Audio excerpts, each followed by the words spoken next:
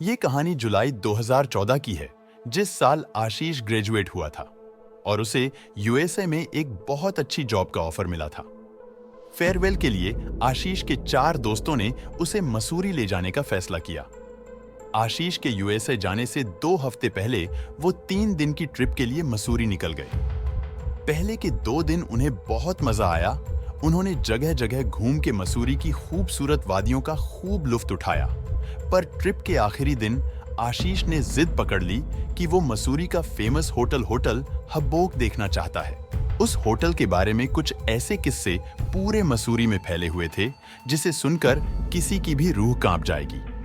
कहा जाता है कि वहां एक ब्रिटिश डचेस यानी कि अंग्रेज विडो की आत्मा घूमती है जो कि हर किसी की जान लेना चाहती है। पर आशीष ने सारी कहानियों को नजरअंदाज कर दिया और अपने दोस्तों से वहां जाने की जिद करने लगा। अब उसका फेयरवेल था और उसके दोस्तों ने भी उसकी बात मान ली और शायद यही उनकी जिंदगी की सबसे बड़ी गलती थी। रात के 2 बजे वो उसके दोस्त होटल हब्बोक पहुंच गए। उस होटल के गार्ड ने उन्हें अंदर जाने से बहुत मना किया, लेकिन आशीष नहीं माना। तो उसने और उसके दोस्तों ने गार्ड को कुछ पैसे दिए और गेट खुलवा लिया। जैसे ही वो सब अंदर घुसे, आशीष का तो दम ही घुटने लगा। उसे लगा कि जैसे उसे सांस ही नहीं आ रही हो। अंदर एक अजीब सी बू थी और उनके फोन का नेटवर्क भी नहीं आ रहा था। वो धीरे धीरे उस होटल को एक्सप्लोर करने लगे। कुछ आगे जाते ही आशीष को ऐसा लगा कि जैसे उनका कोई दोस्त मिसिंग है। उन्होंने अपने आसपास नजर घुमाकर देखी तो सच में उनकी दोस्त नेहा वहां से गायब हो चुकी थी। आशीष ने जब अपने बाकी दोस्तों से पूछा कि नेहा कहां गई, तो किसी को उसके बारे में कुछ नहीं पता था। पहले तो आशीष को लगा कि शायद उसके दोस्त उसके साथ कोई मजाक कर रहे हैं, लेकिन जब काफी देर तक वापस नहीं आई तो सब दोस्त काफी ज्यादा टेंशन में आ गए। आशीष के दोस्त रवि ने उसे गुस्से से बोला, मैंने कहा था ना यहां ना आने के लिए, लेकिन तू इतना जिद्दी है कि तुमने हमारी बात नहीं मानी। पता नहीं यार, मैं नेहा कहां चली गई। आशीष का दोस्त उसे ये सब बोल ही रहा था कि अचानक उस होटल के कमरे से एक जोरों की चीख सुनाई दी। वो चारों उस कमरे की तरफ भागे। उस कमरे में उन्होंने जो देखा वो देखते ही उनका दिल बुरी तरह दहल उठा। नेहा उस कमरे के पंखे से लटकी हुई थी। उसकी आंखें खुली हुई थीं, पर ऐसा लग रहा था कि जैसे वो आशीष को ही घूरे जा रही हो। ये देखते ही आशीष डर के मारे बुरी तरह चिल्लाने लगा। उसकी चीख सुनकर होटल का गार्ड भागता हुआ अंदर आया। उन चारों ने उस गॉड की मदद से नेहा की बॉडी उतारी। आशीष के एक दोस्त ने नेहा की नर्व्स चेक की, पर ना में सर हिलाया। नेहा दुनिया छोड़कर जा चुकी थी। उन चारों ने नेहा की बॉडी उठाई और उस कमरे से बाहर जाने लगे, लेकिन उस कमरे का दरवाजा जाम पड़ गया। आशीष पास में खड़े गार्ड की तरफ मुड़ा। उसे उम्मीद थी कि वहां का गार्ड उन्हें बाहर निकलने के लिए रास्ता बताएगा, लेकिन उसने जो देखा वो देखकर उसके पैरों तले जमीन खिसक गई। उस गार्ड की आंखें लाल पड़ गई थीं और उसकी गर्दन धीरे धीरे टेढ़ी होने लगी।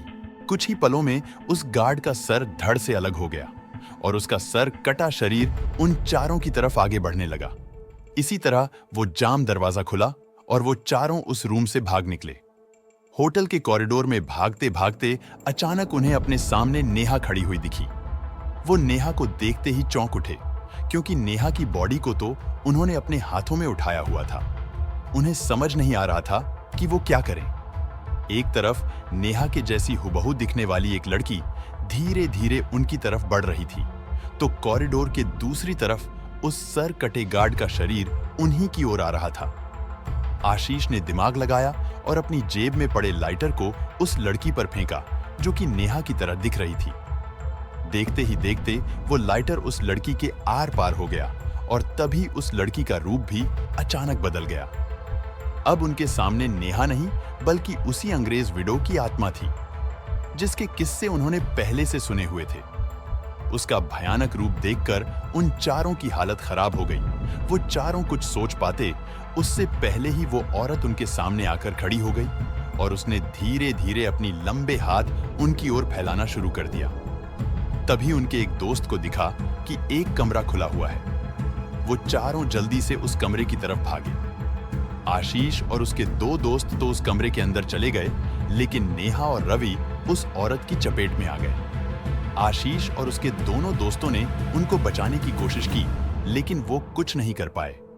अब किसी तरह अपनी जान बचा लें, उनके दिमाग में यही चल रहा था। तभी आशीष को उस रूम में खिड़की दिखी जो हल्की सी टूटी हुई थी।